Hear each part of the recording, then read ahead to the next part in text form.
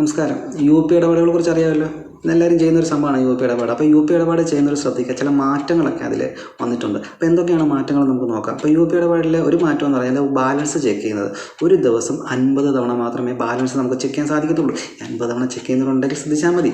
50 തവണ മാത്രമേ ഒരു ദിവസം നമുക്ക് ബാലൻസ് ചെക്ക് ചെയ്യാൻ പറ്റത്തുള്ളൂ. ഇനി അതിനുശേഷം വന്നിരിക്കുന്ന ഒരു മാറ്റം എന്ന് പറഞ്ഞാൽ 1.5 മിനിറ്റിൽ 3 തവണ മാത്രമേ നമുക്ക് ഹിസ്റ്ററി പരിശോധിക്കാൻ സാധിക്കത്തുള്ളൂ. ഹിസ്റ്ററി എന്ന് പറയുമ്പോഴത്തേക്ക് നമ്മൾ ആർക്കൊക്കെ പൈസ അയച്ചു, എങ്ങോട്ടൊക്കെ പൈസ പോയി എന്നുള്ളത്, നമുക്ക് ആരൊക്കെ പൈസ അയച്ചിട്ടുണ്ടെന്നുള്ള ഡീറ്റെയിൽസുകളൊക്കെ നമുക്ക് 1.5 മിനിറ്റിൽ 3 തവണ മാത്രമേ നമുക്ക് ചെക്ക് ചെയ്യാനായിട്ട് പറ്റത്തുള്ളൂ. ഇനി അടുത്തൊരു പ്രധാനപ്പെട്ട നല്ലൊരു മാറ്റം എന്താണെന്ന് ചോദിച്ചു കഴിഞ്ഞാൽ, അതിൽ നമുക്ക് പൈസ അയക്കുന്ന വ്യക്തിയുടെ പൈസ നമ്മൾ ആർക്കൊക്കെ ഇട്ട് കൊടുത്തോ, നമുക്കൊക്കെ ആർക്കൊക്കെ വന്നു എന്നുള്ളത് അവരുടെ പേര് പൂർണ്ണമായിട്ടും കാണിക്കും എന്നുള്ളതാണ് അതിലെ പ്രധാനപ്പെട്ട നല്ലൊരു കാര്യമായിട്ട് എനിക്ക് തോന്നുന്നത്. അപ്പോൾ ഈ പേര് മുഴുവനായിട്ട് കാണിക്കുന്നതുകൊണ്ട് തന്നെ പലരുടെയും ഫേക്കായിട്ടുള്ള ട്രാൻസാക്ഷൻസ് നമുക്ക് നിർത്താനായിട്ട് സാധിക്കുമെന്നാണ് കരുതുന്നത്. അതുകൊണ്ട് തന്നെ ഈ മാറ്റങ്ങളൊക്കെ പുതിയ UPI ഇടപാടുകളിൽ വന്നിട്ടുണ്ട്. എല്ലാവരും ശ്രദ്ധിക്കുക. Okay, thank you.